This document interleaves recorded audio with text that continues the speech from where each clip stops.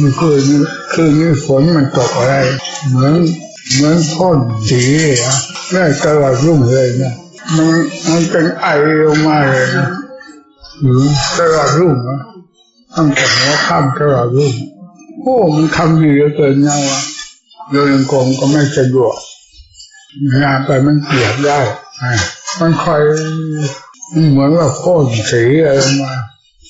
ข้างลงไปยังนี้ข้างมันยังตกอยู่หลวงปู่มั่นเวลาเช้าท่านออกจากที่ของท่านมาท่านเดินกรมในป่า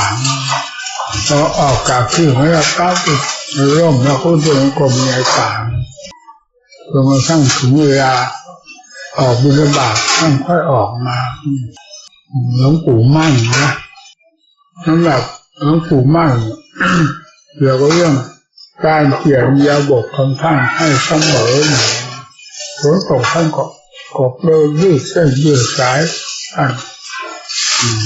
เป็นอริยประเพณีหนึ่งอริยเจ้าของไหนท่านเป็นอย่างนั้นท่านไม่คุ้นกับอะไรนอกจากธรรมในท่านแสดงออกเนี่ยอย่างนี้มีแต่ธรรมและอีกประการที่ผลไปได้เพราะบรรดาฤาษีลูกหาที่ไปศึกษาอยู่มองเห็นท่านเป็นกรมท่านร่มเป็นกรมอย่างนั้นมีความรู้สึกยังไงบ้างนี่ ผู้ไปศึกษาต้องสะเทือนใจแล้วเราท่านประจำอิริยาบถของท่านเนี่ยเป็นอริยประเพณีของท่านคุ้นกับความโดยใช่เดียวอะไรข้างนอกเขาไม่ถือสำคัญยิ่งกว่าความคุ้นความสนิทกับธรรมที่จะกิริยาแสดงออกนี่เป็นเรื่องธรรมล้วนๆมันเห็นก็ไปภายในมันรู้หมดนะพุทธศาสนาเป็นของเล่นเมื่อไหร่เป็นแบบเป็นพื้นฐานชำระความทุกข์ให้สัตว์ล้วนๆเลยของธรรมะศาสนาพุทธศาสนาไม่ว่าพระพุทธเจ้าพระองค์ใดแบบเดียวกันหมด เป็นน้ำดับไฟทั้งนั้นเนี่ยเวลามันวิ่งถึงกันหมดนะเนี่ยที่พูดอย่างเมื่อวานนี่พูดแล้วอยากให้มีสมมติว่านะให้มีเหตุการณ์ทั่วครอบประเทศนี่หรือว่าทั่วโลกเนี่ยเอานิมนต์หลวงตาขึ้นไปบางทีหรือว่าหลวงตามันจะสโลกธาตุไหนขึงขึ้นทันทีประกาศลั่นสามใหญ่โลกธาตุออกจากนี่เข้าใจหรือนี่ก็แสดงออกได้อย่างนั้นจะเป็นอย่างนั้นโดยไม่ได้โลกธาตุเลยเพราะมองดูโลกมองดูขนาดชัดเจนมากก่อนที่เกิดตายกองกันมาไม่รู้ไม่มีใครรู้อ่ะเวลามันพ้นออกมาแล้วมันมองมันเห็นไม่หมดนี่ให้ปฏิเสธว่าตายแล้วศูนย์มันตายกองกันมาเท่าไหร่ตัวนั่นแหละตัวว่าตายแล้วศูนย์มันเคยตายกองกันมาเท่าไหร่แล้วมันไม่ได้เห็นก็ไปที่นี่แหละคำพระพุทธเจ้าเลิศเลอท่านทั้งหลายให้ฟังให้ดีนะเกิดมาเป็นมนุษย์อย่าเสียชาติเป็นมนุษย์เขาให้ชื่อให้นามมาเป็นมนุษย์ก็เป็นบ้าไปเพื่อที่จะหาเหยียบย่ำทำลายให้เกิดความทุกข์ความทรมานไปโน่นชนนี่ด้วยความมืดบอดไม่ได้คิดตัวเองที่ทำบุญยกกระจายออกมาเหมือนว่าเอาไฟส่องให้ดูมันยังไม่ดูไฟนี่แพ้สายตาหลับตาดีกว่าเวลาเห็นแสงไฟหลับตาแล้วมันแพ้สายตาแล้วเนี่ยแต่นั้นคุณตาบอดใจบอดมันไม่ยอมรับธรรมคำว่าเลิศเลอก็ไม่ได้เหมือนระบบทั้งหลายเลิศเลอนอกสมมติไปหมดนั่นท่านแยกมาพูดเฉยๆคือละเอียดจนกระทั่งพูดไม่ถูกรู้อย่างชัดเจนภายในใจนำมาพูดผิดกันทั้งนั้นแหละแต่โลกวิสมุติก็ต้องแยกออกมาพูดเวลามันมืดจริงๆนะเหมือนสายไฟเหมือนดวงไฟเราอยู่ในนี้แก้วครอบมันมืดมันจะมืดไปหมดเลยไฟจะสว่างขนาดไหนอยู่ภายในแก้วครอบมันดำที่อย่างเดียวก็ดำไปหมดเปิดแก้วครอบมันจ้าเลยนั่นกิเลสนั่นแหละมันครอบหัวใจไม่เห็นไม่รู้ไม่เห็นของอยู่ในตัวนี่แหละหากไม่เห็นของในตัวเป็นของมืดมันปิดไว้เยอะไม่มองเห็นมาเปิดออกมากน้อยมันก็ ไปมองเห็นมันก็เชื่อบุญเชื่อบาปเข้าไปแล้วมันเป็นอยู่ในจิตนี่นะบุญบาปอยู่ที่ไหนไม่ได้อยู่เลยท้องฟ้ามหาสมุทรมันอยู่ในใจของสัตว์ใจของโลกนั่นแหละ เวลามันไม่เห็นมันก็อยู่อย่างนั้นแหละเห็นหลวงปู่มั่นท่านลงเดินโยกมฝนตกท่านก็ไม่สนใจออกมาปั๊บเข้าทางกรมเลยกั้นโล่งเขาเดินโยกมจนกระทั่งเราถึงเวลาออกบิณฑบาตท่านก็ออกบิณฑบาตนะเปลี่ยนอิริยาบถของท่านไปในตัวเป็นอริยประเพณีของพระเจ้าจะสนิทกับธรรมตลอดเลยอย่างอื่นไม่มีอะไรสนิทกับธรรมเท่านั้นบอกว่าเท่านั้นบางทีอย่างพระสารีบุตรไปถามปัญหาพระสัชชีนั่นท่านยังบอกว่าโอ้นี่อาตมาเพิ่งบวชมาทำนิสัยใหม่ๆแล้วมีความรู้อะไรกว้างขวางแบบพูดให้ฟังย่อๆเยธรรมมาขึ้นเลยเยธรรมาเหตุปภวาเอสัมเหตุตถาคโตเอสัญจโยนิโรโทจาเอเวมาดีมหาสมโนทำทั้งหลายเกิดจากเหตุใจเป็นมหาเหตุดีและชั่วเกิดขึ้นใจเป็นผู้แสดงออกมาเมื่อดับเหตุนี้แล้วผลก็ไม่มีต่อไปเป็นเหตุคือกิเลสเป็นเหตุสร้างกองทุกข์ดับกิเลสแล้วทุกข์ไม่มีในใจพระอรหันต์ท่านบอกว่าพระสารีบุตรรู้ทันทีเลยสำเร็จพระโสดาในขณะนั้นนั่นท่านไม่ได้บอกว่าท่านเป็นพระอรหันต์ท่านเป็นพระอรหันต์นั้น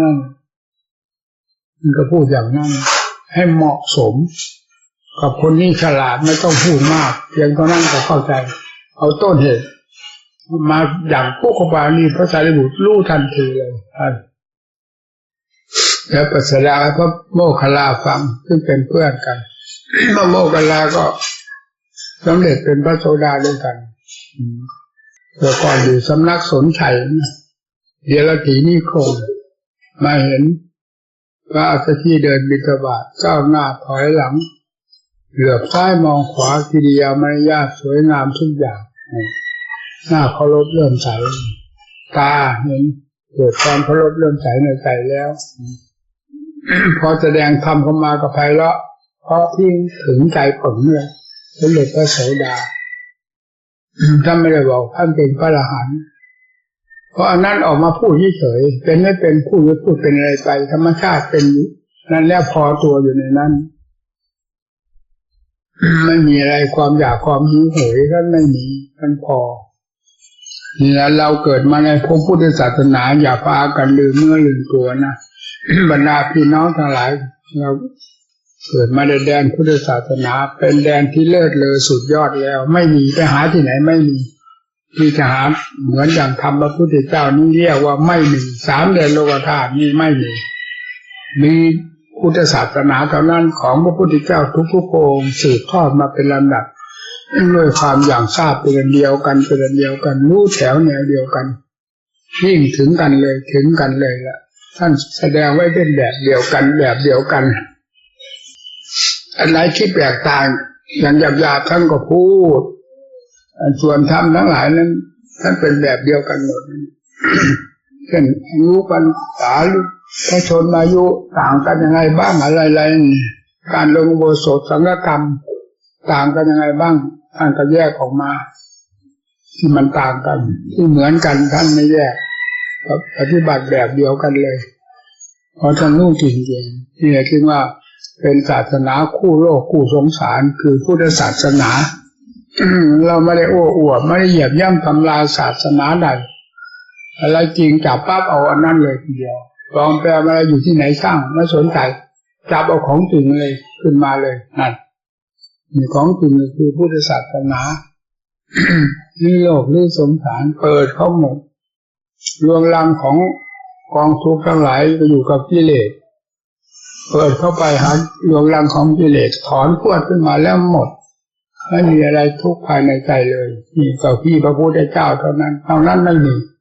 เราจะหาทั่วโลกดินแดนในศาสนาใดไม่มีศาสนาเดียวนี้เท่านั้น ไปลื้อถอนกองทุกข์ทั้งมวลของสัตว์เนี่ยออกจากใจพระองค์แล้วสั่งสอนแต่โลกให้ดำเนินอย่างนั้นนะเป็นแถวเป็นแนวไปเพื่อสายแห่งความดีทั้งหลายที่จะพาพ้นทุกข์ก็ขึ้นตั้งแต่ทานขึ้นมาเลยทานศีลภาวนาเนี่ยเป็นพื้นฐาน อย่างนี้เลยการให้ทานมีใครจะเห็นแก่ตัวให้ไม่ได้นะ ความตนีมันยึดไว้หมดอะไรๆเห็นแก่ตัวเห็นแก่ตัวสละไม่ได้เพราะว่าทานออกจากจิตใจที่กว้างขวางมีเมตตาอยู่ในนั้น แทรกออกเมตตาผลักดันออกมา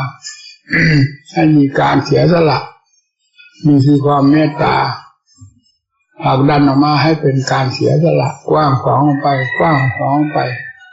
เรื่อยนั้นก็ลำดับไปรักษาศีลภาวนา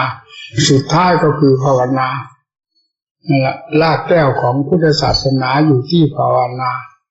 เข้าลุ้นฝึกภาวนาแล้วทุกสิ่งทุกอย่างที่เราเคยทำความดีงามมามันจะค่อยเปลี่ยนแปลงจากความหยาบเข้าสู่ความละเอียดเรื่อยๆจิตใจพอมีหลักเปลี่ยนขึ้นภายในตัวเท่านั้นมันจะมองเห็นอาการของตัวเองการทำบุญให้ทานพิถีพิถันหากเป็นในจิตนะการรักษาศีลเหมือนกันหากเป็นเรื่องอยู่ในจิตนี่แหละพิถีพิถันระมัดระวังอยู่ในตัวไม่มีใครบอกก็เป็นเองในจิตเรื่องภาวนาเป็นความละเอียดสอดส่องออกมาเห็นหมดหยาบละเอียดที่ค่อยเปลี่ยนแปลงจากหยาบเข้าสู่ความละเอียดไปเรื่อยเข้าถึงขั้นภาวนานี่แหละเป็นขั้นที่ตั้งหลักตั้งฐานตั้งความเชื่อมั่นในบุญในกรรมมรรคผลนิพพานนรกสวรรค์จะขึ้นที่นี่เลยที่นี่เพราะที่นี่เป็นที่เปิดโล่งออกไปเห็นสิ่งต่างๆที่นี่ก็เห็นไปเรื่อยๆแล้วนี่แหละความรู้พอเจอก็ไปแล้วไม่ต้องถามใครไม่ถามใครเลยนี่แหละความรู้ภายในใจผิดกันมากนะไม่ต้องถามใครแล้วรู้ขึ้นมาเลยเราจึงอยากให้บรรดาพี่น้องทั้งหลายสนใจทางด้านภาวนาอันเป็นพื้นฐานแห่งความดีทั้งหลายนะทางด้านภาวนาใครจะ ภาวนาด้วยวิธีการใดก็ตามเพื่อให้ใจสงบนะคือใจเนี่ยมันดีดมันดิ้นของมันตลอดเวลาตั้งแต่ตื่นนอนมันจะออกแล้วทำงานคิดปรุงเรื่องนั่นเรื่องนี้ตาหูจมูกลิ้นกายเป็นทางเดินของความคิดความปรุงของกิเลสตัวมันผลักดันออกมาอยากให้คิดให้ปรุงสำคัญมั่นหมายอยากรู้อยากเห็นอยากทุกอย่างคือมันอยู่ในใจของเราทีนี้เวลาเราภาวนาระงับความอยากเหล่านี้ลงด้วยจะเป็นด้วยบทธรรมใดก็ตามเช่นเรากำหนดภาวนาพุทโธเอาตามแต่จริตชอบจะเอาธัมโมก็ได้สังโฆก็ได้เยสาโลมานะขาทันตาตะโจก็ได้มานะนาสติก็ได้นั่น อนุสติ10เหล่านี้เป็นบทภาวนากรรมฐาน40ห้องเป็นบทธรรมเพื่อความสงบใจที่มันดิ้นด้วยอำนาจของกิเลสผลักดันมันออกมาวางคำนี้ให้จิตสงบพอจิตสงบลงความฟุ้งซ่านวุ่นวายรบกวนตัวเองจะค่อยสงบลงจิตใจจะค่อยเย็นเข้าไปสงบมากเข้าเย็นมากเข้าส่งแสงสว่างออกไปเรื่อยสว่างในขั้นสมาธิในขั้นความสงบเป็นสว่างประเภทหนึ่ง สว่างทางด้านปัญญาเป็นความสว่างประเภทหนึ่งอันนั้นประเภทสูงแล้วนะคือสว่างทางด้านปัญญานี้ ไม่มีสิ้นสุดจากปัญญาก็เป็นญาณไปเลยมันละเอียดเข้าไปถึงขั้นญาณอย่างทราบมีออกจากภาวนาใจของเราจะได้เห็นความผิดถูกชั่วดีอยู่กับใจของเราถ้าได้ภาวนานะถ้าไม่ภาวนาไม่รู้มีแต่จะเอาท่าเดียวผิดถูกไม่สนใจขอให้ได้อย่างใจนั่นแหละเป็นเรื่องของกิเลสล้วนๆเป็นเรื่องของธรรมคัดเลือกอย่าก็ตามถ้าเป็นทางผิดไม่เอานั่นพลิกเลยปัดเลยถ้าเป็นทางถูกสั่งสมเข้ามาคว้าเข้ามาเรื่อยๆนั่นเรื่องของธรรม